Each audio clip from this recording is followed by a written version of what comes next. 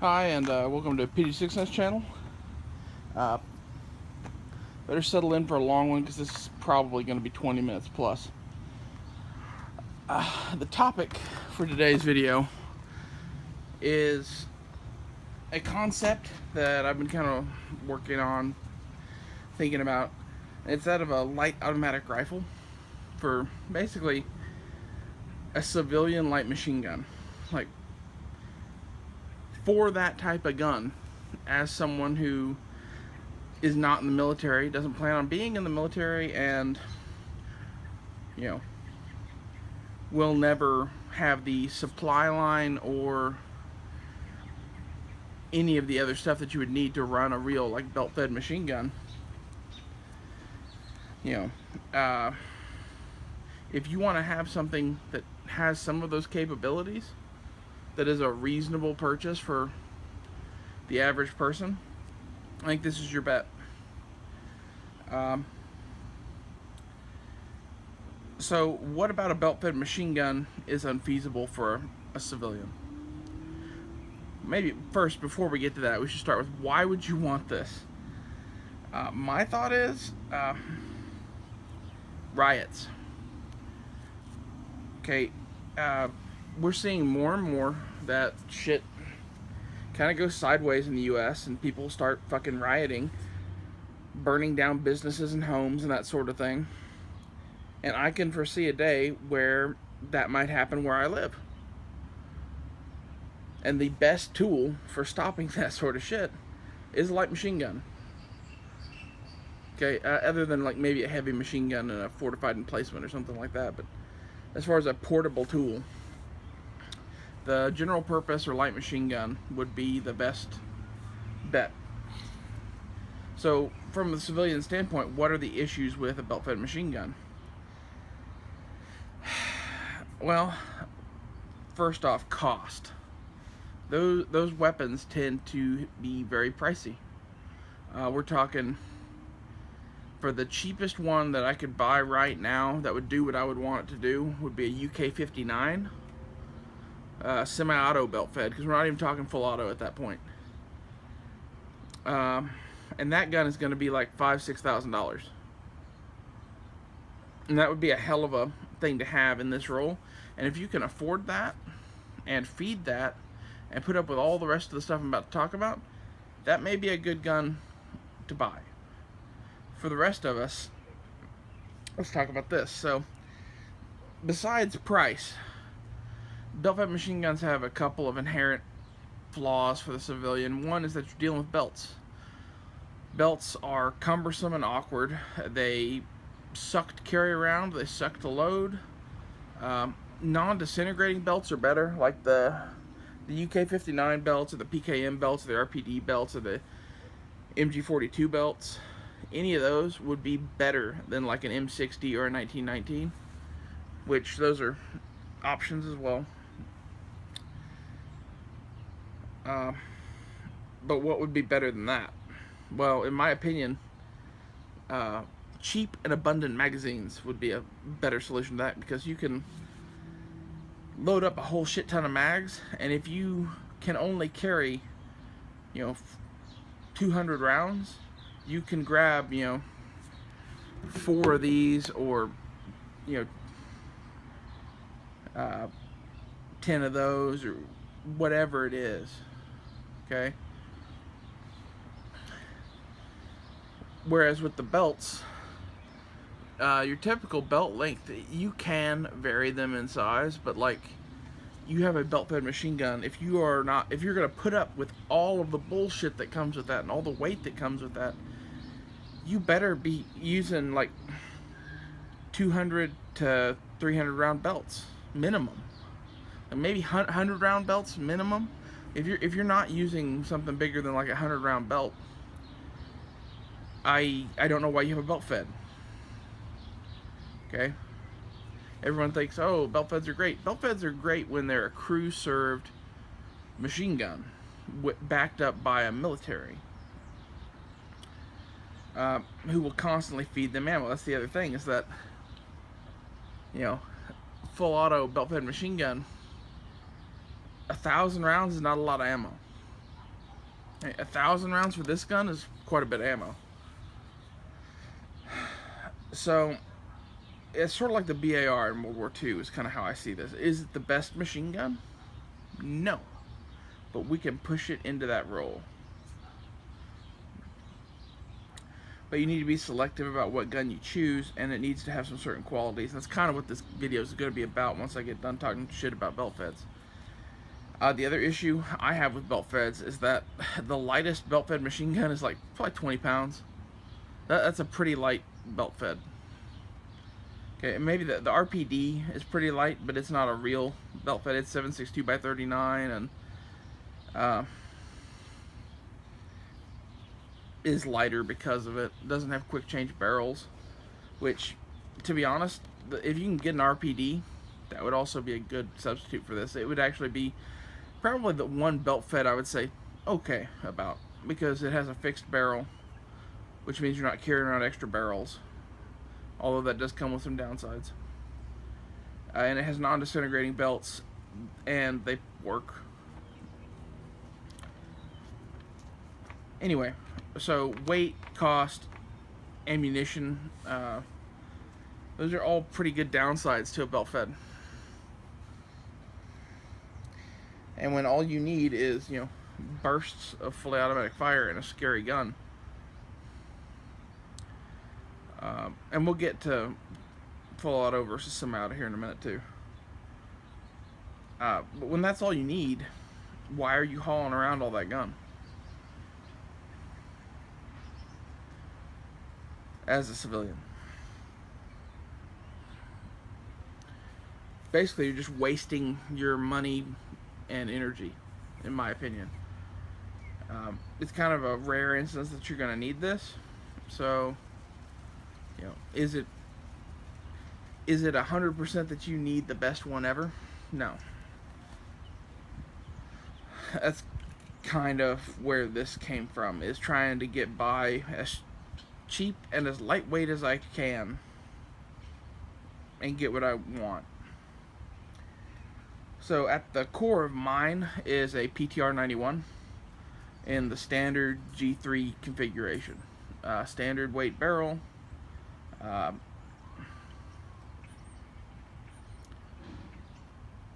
iron sights, claw mount, the whole deal.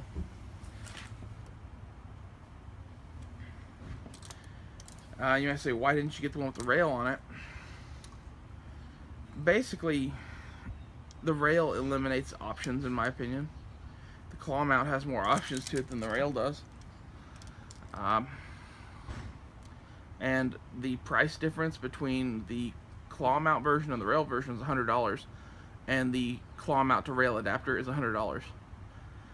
So I can fit everything that I could fit with the rail version and all of the claw mount stuff, which is cool. Why did I pick a G3 platform? Well, first off, HKs make pretty decent machine guns. And the way I'm going to be using this is going to have a high rate of fire. Even if it's semi-automatic, it's going to have a high rate of fire.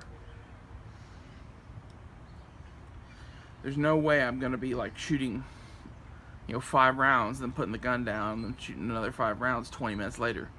It's going to be dumping magazines. That's what it's for, pretty much.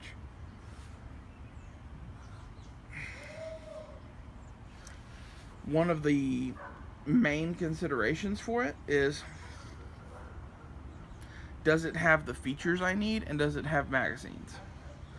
Okay, with the G3 PTR rifles, these magazines are like $3-4. You can get a fuck ton of them for, you know, a couple $100. That's what I did. I have these coming out my ass. Compare that to like M14 or FAL mags or whatever. All those mags are $20 plus. AR-10 mags, $20 plus. $4. I think I paid $3.50 for most of mine. The other consideration is a good, reliable drum magazine that does not cost $1,000. The PTR HKG3s have that too. This is a X Products HK91 drum. It's based off the old HK Navy drums, and they cost about $250, which is a lot, but it's not so much that you could not afford to buy a few of those. And my thought is, you have the drums as long as you have them, and then after that you're doing stick mags. The other considerations for what you need recoil mitigation, because with this limited firepower, if you need it to be accurate, you're going to need it to be accurate. You don't have the ammo to just put down a beaten zone like you do with like an MG42 or a 1919 or an M60 or something like that. So the HK91 can take a lot of the HK21 parts, which are specifically made to reduce recoil on full auto. Okay. Also, the PTR91 is threaded 1/2x28, so I can get a Surefire muzzle brake for it, or any number of other brakes, but the Surefire that I got is like $50-$60. It's cheap and it works.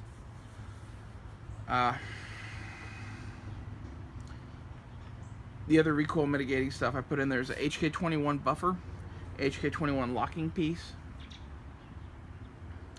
and I shortened the length of pull by putting on the AR tube.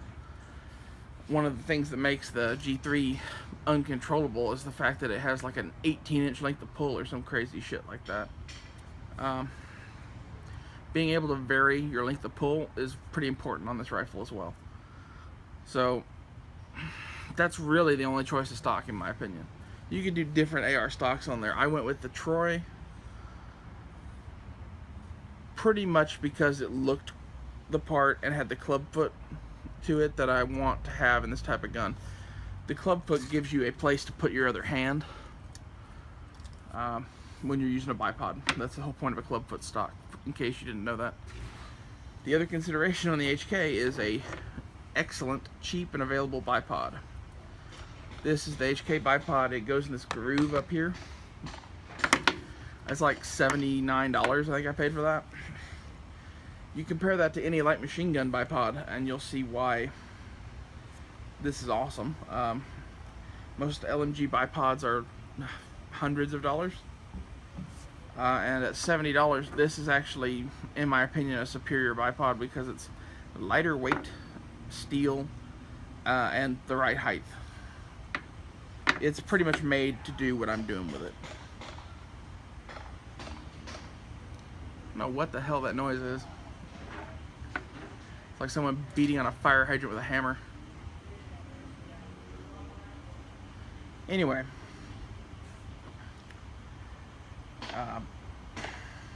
caliber. Should address that probably before we move too far on.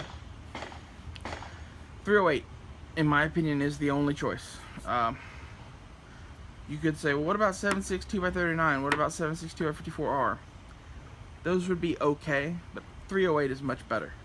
And this surplus ammo I got was like 30 cents a round.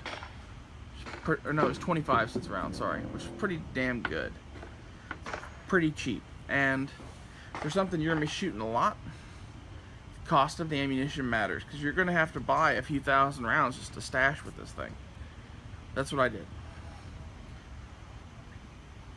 Not to mention whatever range ammo you buy and all that shit.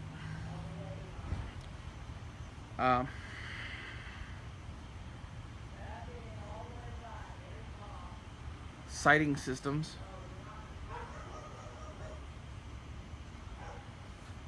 I wanted iron sights and a red dot.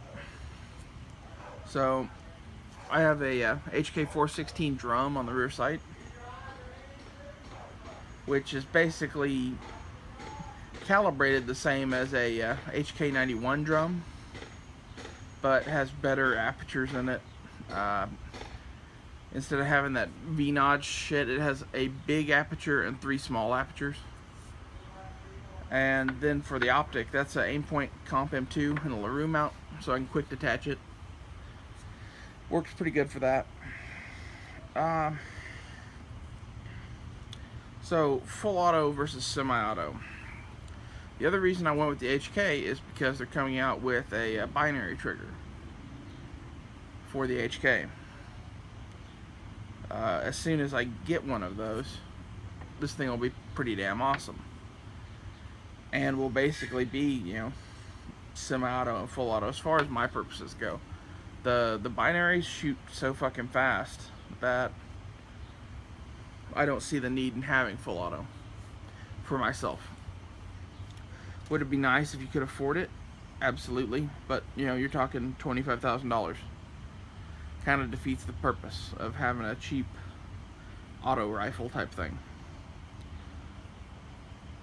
If you're not going to do a binary trigger, I would suggest looking into some sort of lightened match grade trigger with semi-auto. That way you could have a higher rate of semi-automatic fire. And really, full auto versus semi-auto for the point of this gun, I don't think really matters. I would like to have the binary just for fun, basically. But just from a practical standpoint, the semi-auto is probably more effective for you.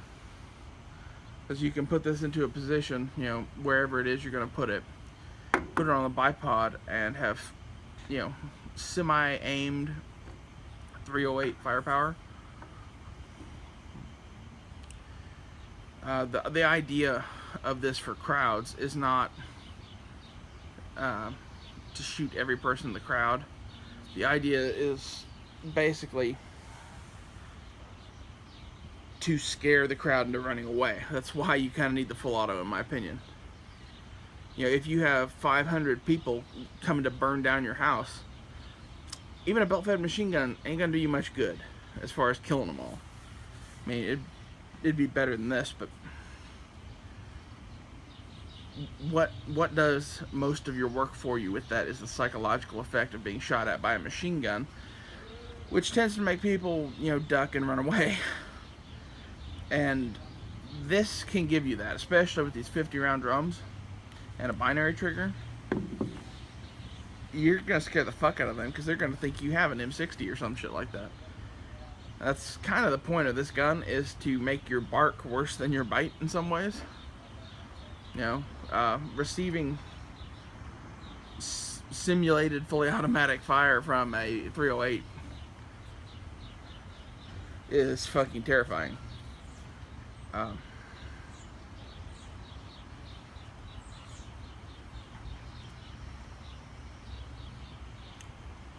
Other things this might be good for would be like a vehicle mounted gun, maybe.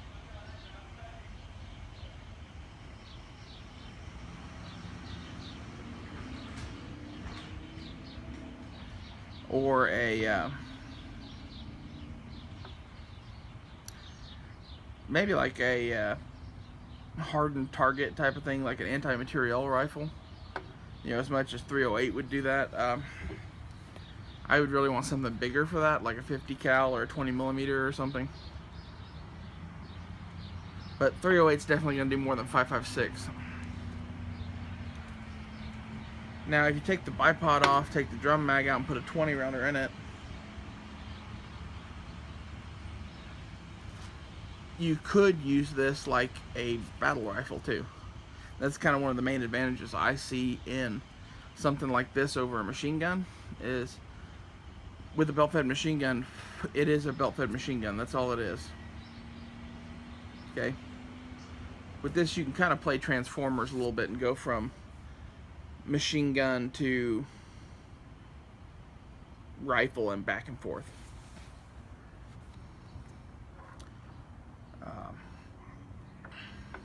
Thank God that fucking noise finally stopped. Hope that doesn't sound like total shit.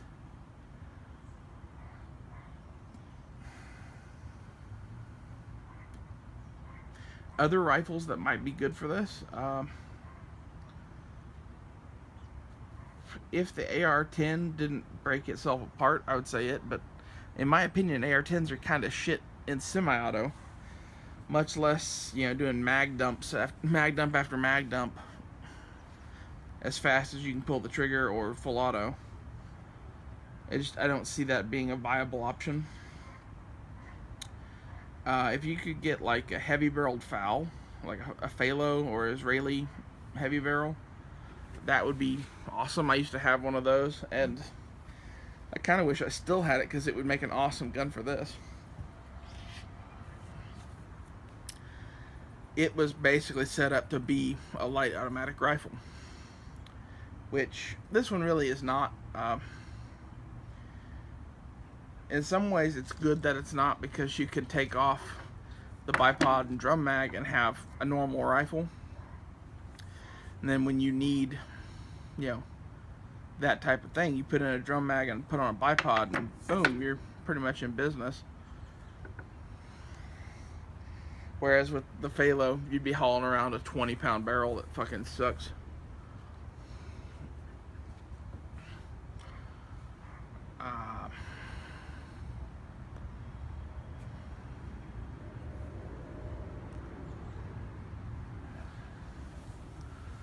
The M14, I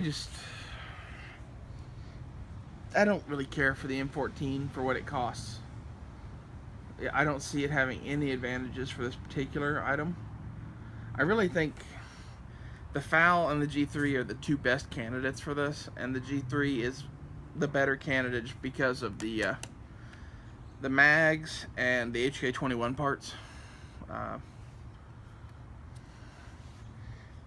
If I was not going to have that AR stock on there, I would have the HK21 clubfoot stock. That's what I was originally planning to do. And then I wanted to be able to shorten the length of pull, and you can't really do that on the clubfoot. The clubfoot's actually longer than the normal stock. So yeah.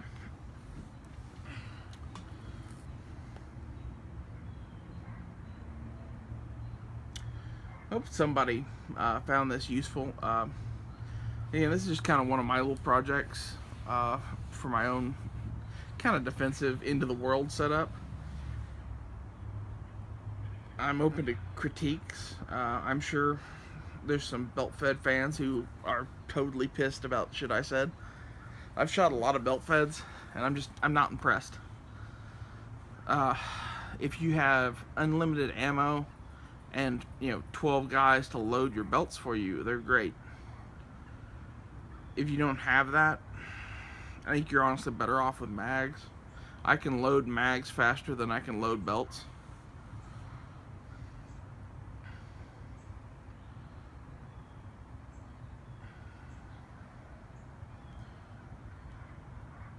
And to be honest, in a situation where you're going to have to collect up and reuse your links, mags, or belts, or whatever, I think the drum mag has some honest benefits. Drum mags are really dubious in nature to me, because where they're useful is really, really slim, in my opinion. On a standard rifle, they're pretty much fucking useless. However, something like this in a fixed position with a whole rack of drum mags, or on a vehicle with a rack of drum mags, I think that has merit. The only thing I honestly wish was that this gun was top loading like a Bren, so that you could have an assistant gunner swapping out mags. But then it would kind of lose its ability to be a rifle, and you couldn't use drum mags, and. So, HK91 / PTR91, queen of the light automatic rifles, as far as I'm concerned.